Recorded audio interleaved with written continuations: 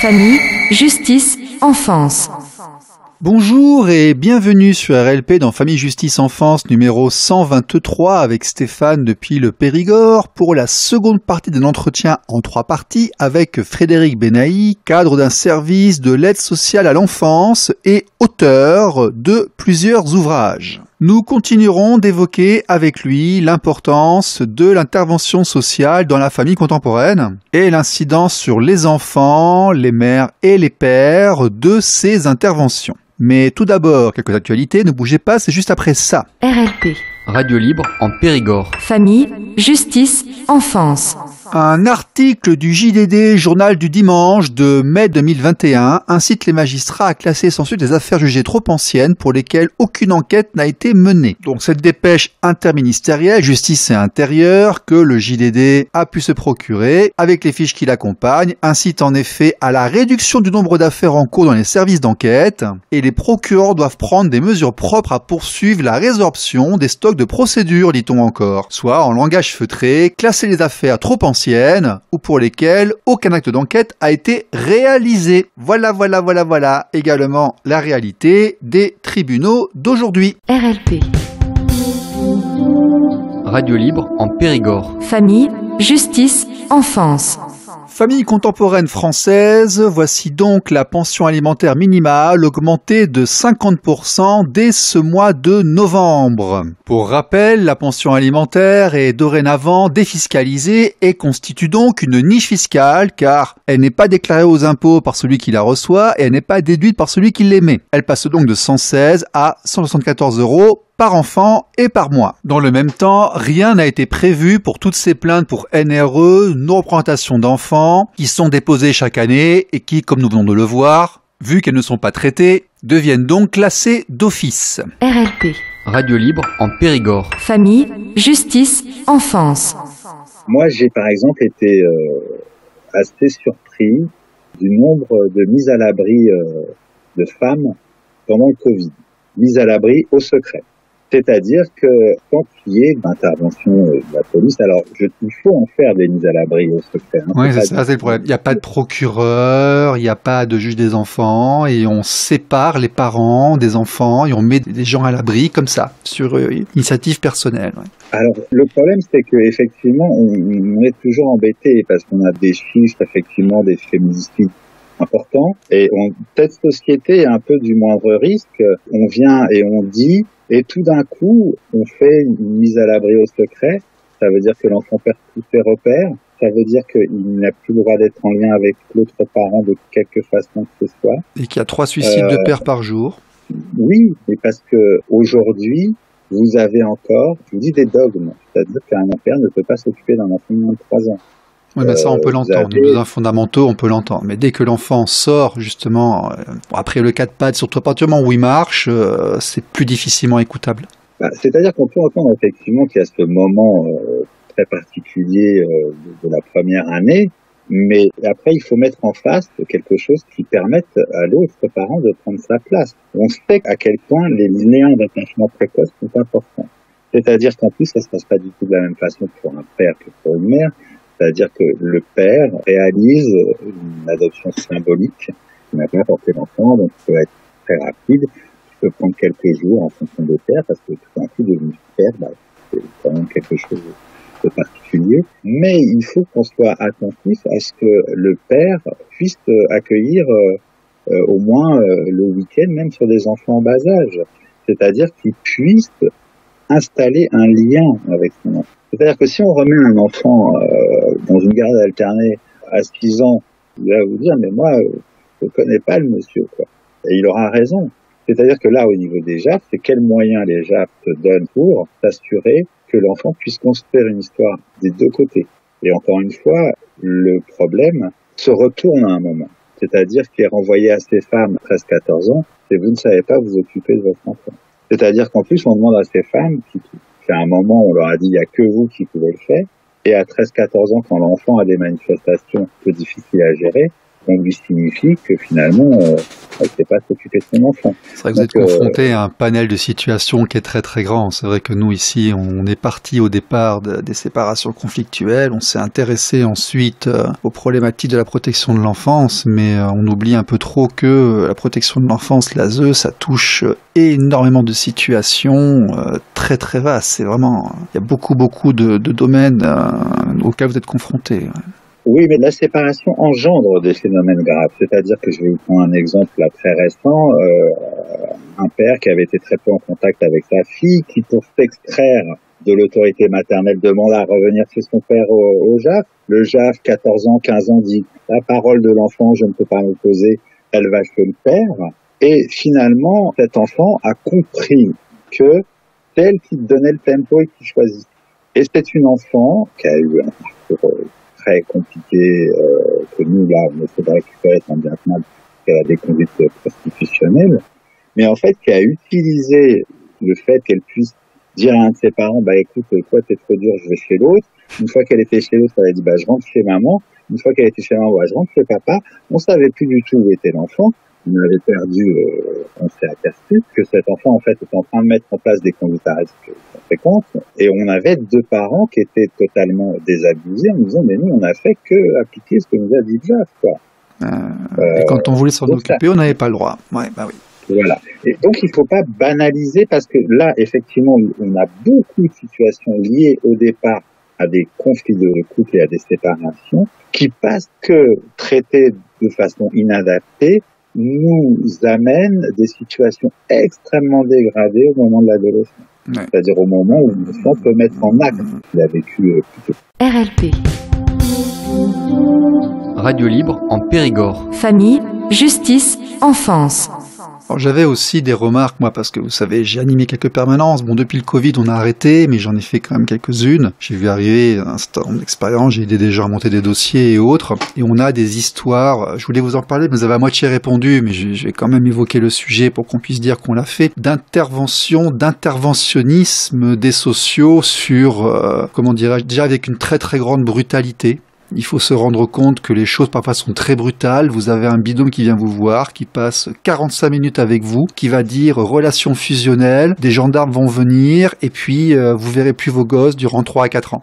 Et puis, il y a des expertises qui vont venir, et suivant qu'elles viennent du tribunal ou du privé, ne seront pas forcément les mêmes, et c'est un enfer. Et puis, les gens se plaignent de pas avoir les pièces au tribunal, les gens se plaignent que les juges des enfants n'écoutent que les sociaux et qu'il n'y a pas de contradictoire. Les gens se plaignent que parfois les dossiers ne sont pas donnés aux parents, aux juges des enfants. On ne sait même pas ce qu'il y a marqué dessus. On a l'impression de face au service secret. Ils ont des informations qui se gardent pour eux, qui n'échangent pas. Et il y a beaucoup de souffrance qui est générée par rapport à ça. Alors, vous avez un peu répondu. Vous avez répondu en disant qu'il y avait une paupérisation du secteur, qu'il n'y avait pas assez de personnes qui étaient suffisamment qualifiées, qu'il y avait un manque de main-d'œuvre correctement élevé. Vous avez dit qu'il y avait un principe de précaution qui était un peu trop élevé, qu'il y avait un peu trop d'interventionnisme. C'est ce que j'ai retenu de ce que vous avez dit. Mais vous, de votre position, comment est-ce qu'on pourrait arranger tout cela quand même pour qu'on s'occupe de nos enfants? C'est quand même important qu'on s'occupe de nos enfants, c'est le signe d'une société évoluée, mais qu'on ne casse pas tout et qu'on ne fasse pas n'importe quoi sur des impulsions. Comment on pourrait faire pour que ça soit mieux?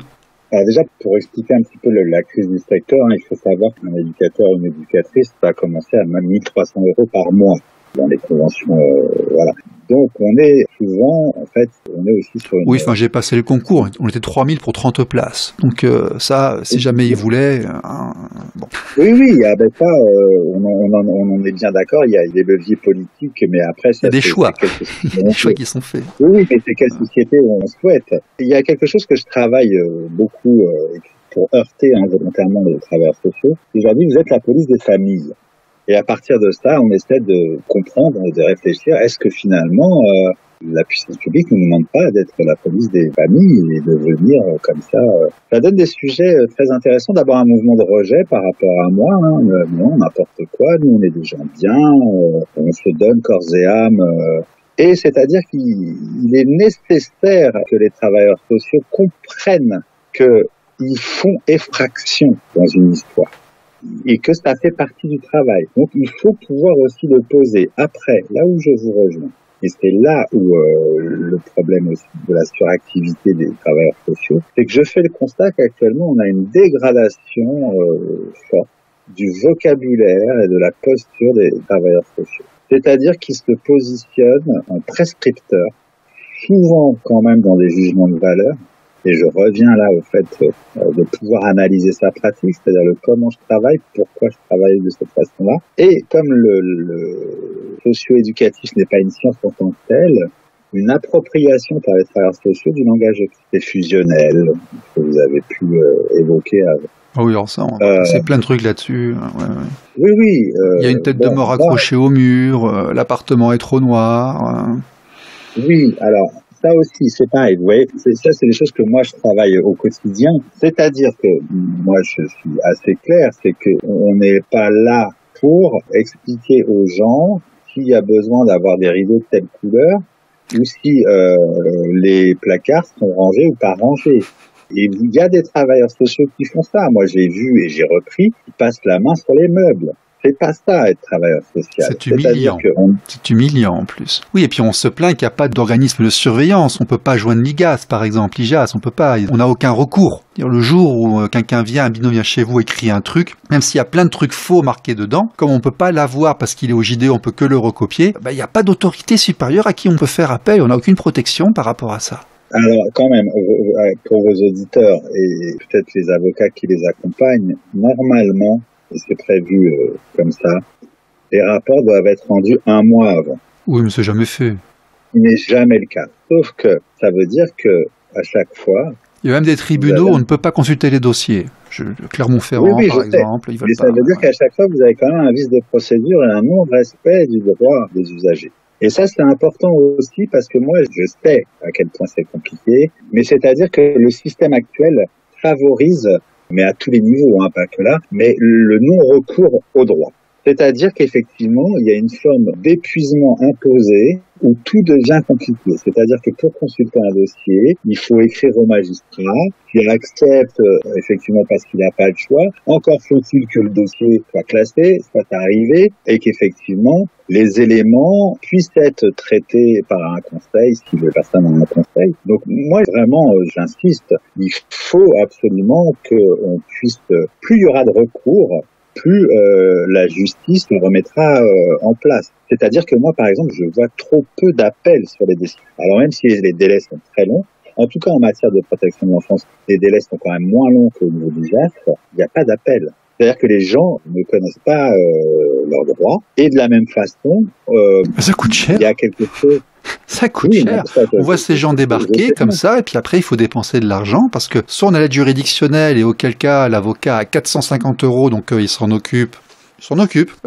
Soit on n'y a pas droit, et à ce compte-là, il faut tout payer, et il y a plusieurs milliers d'euros. Ça coûte super cher, on n'a pas forcément... Moi, j'ai des dossiers où les gens en sont à 30 000, 40 000, 80 000, et puis ils sont encore en procédure.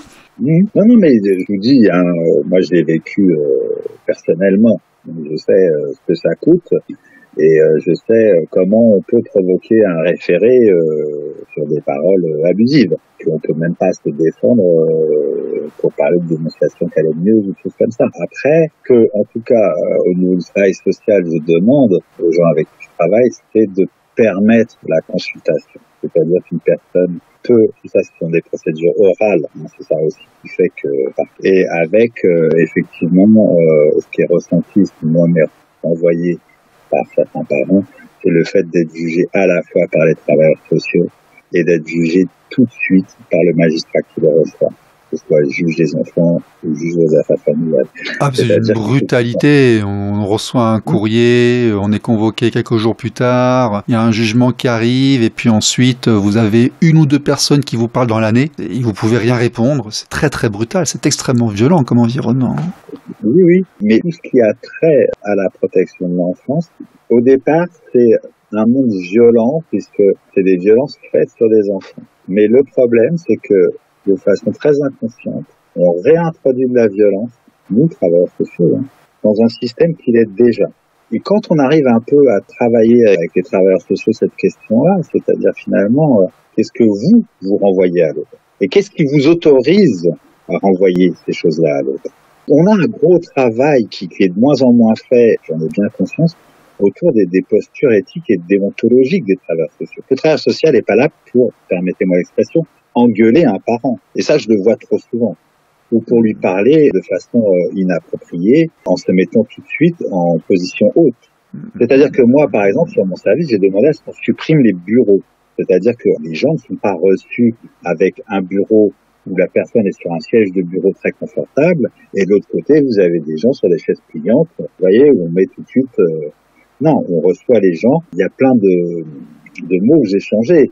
Notre permanence d'urgence n'est plus une permanence d'urgence, mais une permanence d'accueil. C'est-à-dire que c'est l'accueil qui prime ce soir. De toute façon, on ne peut pas imaginer travailler avec des personnes si on n'assure pas cette fonction-là au départ. Où est-ce que vous êtes actuellement? Vous m'avez dit, vous êtes responsable de quel service? Alors ça, j'ai pas l'autorisation de ma hiérarchie. D'accord. Est-ce que vous pouvez dire votre position, le titre, sans dire la localisation? Je suis adjoint à un responsable d'assistance à l'enfance. D'accord, ok. RLP. Radio libre en Périgord. Famille, justice, enfance. Mais parce que, en fait, et c'est ça qui est compliqué, c'est que vous m'avez dit, j'ai pas beaucoup de travailleurs sociaux.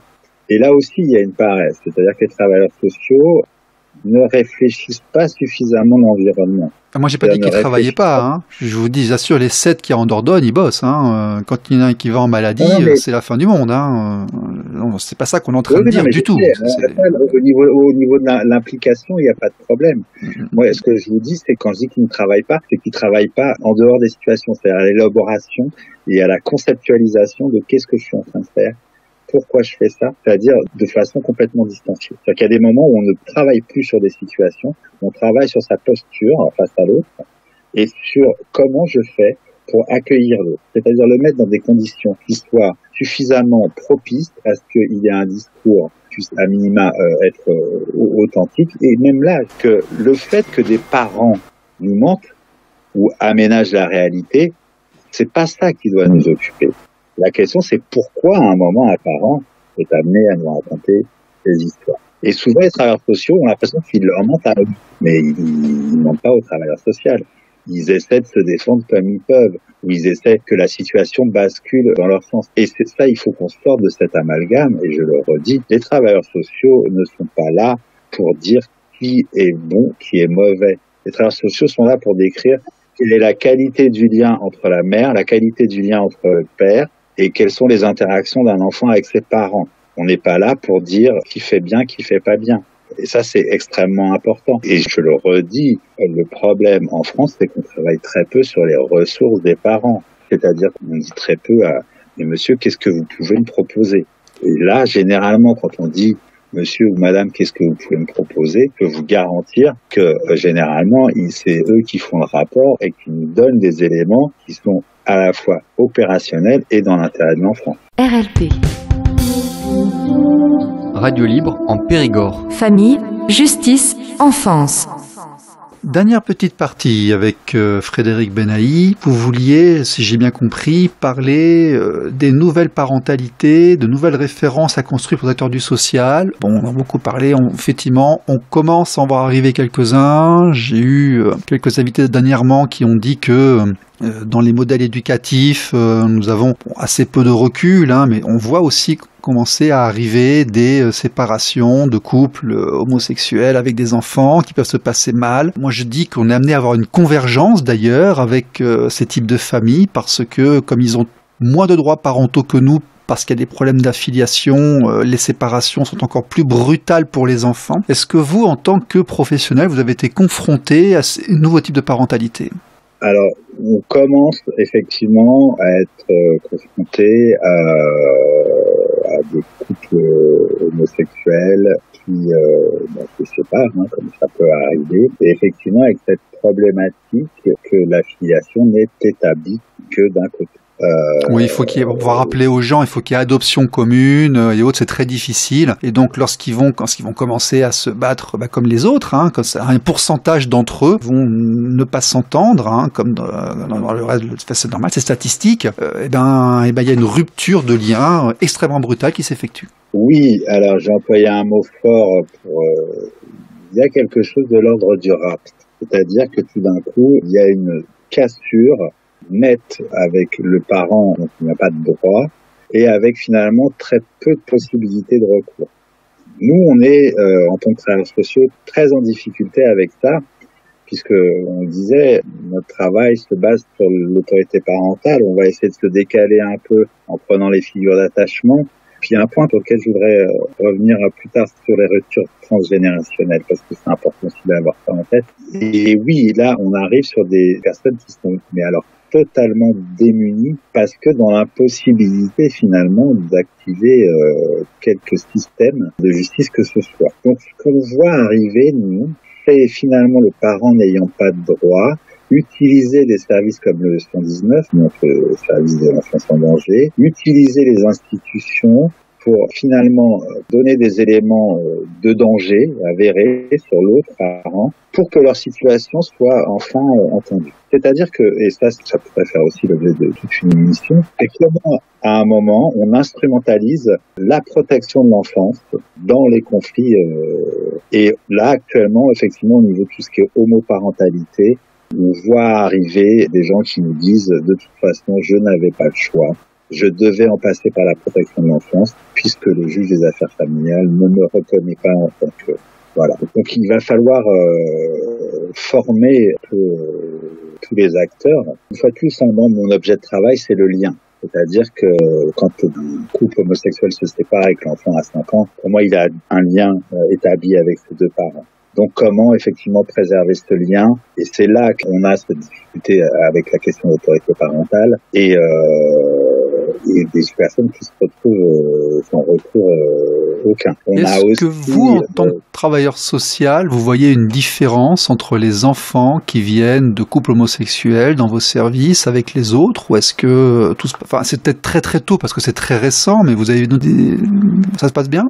A priori, comme ça, j'ai pas d'éléments tangibles qui me permettraient de dire que c'est une parentalité qui serait différente. Elle est différente parce que la société la regarde différemment. Elle n'est pas différente dans le lien qui est établi avec les enfants. Les enfants sont généralement très au clair.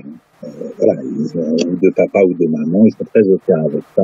Ils ont des grands-parents d'un côté, des grands-parents de l'autre. Enfin voilà, tout est assez clair pour eux. En fait, c'est surtout le regard qui leur est porté. Ça peut être le regard de l'instituteur, ça peut être le regard D'accord, mais je veux dire, ils partent pas en vrille à l'adolescence, tout va bien, quoi. Ils partent en vrille comme les autres, quoi. D'accord, ok. Non, mais c'est ce que je vous demandais, parce qu'on a très peu de recul, donc là, j'ai un intervenant en face de moi, donc je lui pose des questions, si vous voulez, parce que c'est dans l'étude de la famille contemporaine, c'est aussi une question qu'on peut se poser, hein. Oui, non, mais honnêtement, j'ai pas d'éléments tangibles, j'ai pas vu de symptomatologie particulière ou D'accord, c'est une bonne nouvelle. D'accord. Ouais. RLP. Radio libre en Périgord. Famille, justice, enfance. Oui, je voulais aborder un point parce que ça me semble important quand même qu'on ait ça à l'esprit. C'est que quand on coupe un enfant de son parent, en fait, on le coupe pas que de son parent. L'enfant est on le coupe de tout son arbre, de tout l'arbre de ce côté-là. Les cousins, les cousines, les tantes, les tatas, les grands-parents, on le coupe de la moitié de son arbre, bien sûr. On prive potentiellement, si cet enfant devient un jour parent, on le prive de grands-parents, on prive ses propres enfants de ses grands-parents. Oui. C'est-à-dire que vous avez tout un côté, toute la vie de cet enfant n'existera plus.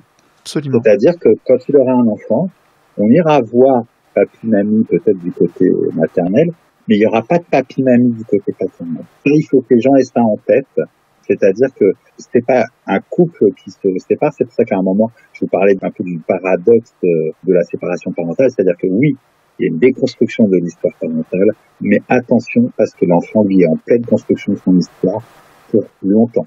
Et moi, j'ai toujours en tête, ses parents, puis il y a plusieurs générations, qui nous disent, mais voilà, moi, j'ai pas de relais du côté, je sais pas où il est, et qui sont attristés, une fois adultes et eux-mêmes parents, de pas pouvoir offrir de grands-parents du côté du père. Frédéric Benaïs sur RLP, dites-moi déjà, est-ce que vous avez un autre ouvrage en préparation? Quels sont vos projets? Avez-vous une actualité?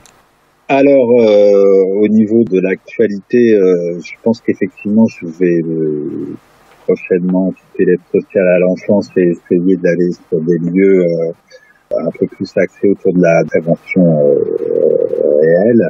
Oui, j'ai un ouvrage, je suis en train de travailler sur là beaucoup les phénomènes très prostitutionnels et le michetonnage, et notamment le michetonnage, on va rappeler aux gens, c'est le mot utilisé par une certaine jeunesse aujourd'hui pour des comportements prostitutionnels qui se rapprochent de la traite d'ailleurs parfois. Oui, alors là on a des choses un peu nouvelles qui se mettent en place, notamment des jeunes filles qui envoient des photos de leurs pieds, qui vendent des culottes, on a des choses vraiment... Et en fait, le fait que là pour le coup, on a une totale absence de la puissance publique, c'est-à-dire que le phénomène n'existe pas.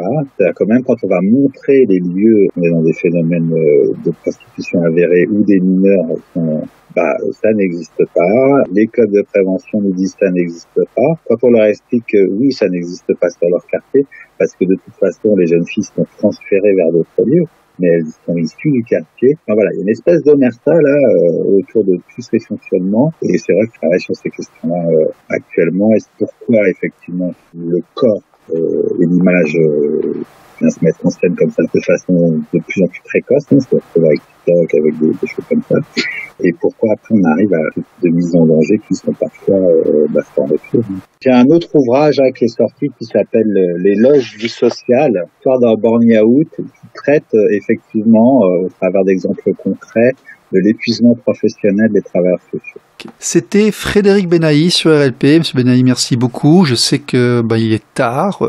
Vous, auditeurs, vous aurez l'émission dans des heures honorables, on va dire. Mais nous, on a fait nocturne parce que monsieur travaille. Il nous a consacré plus d'1h30 durant son temps de loisir, le soir. Merci beaucoup. Et puis écoutez, si vous avez un nouvel ouvrage, n'hésitez pas. Vous serez la bienvenue sur notre antenne. Merci, monsieur. Je vous remercie de votre invitation. Je vous remercie, monsieur. Merci. Au revoir.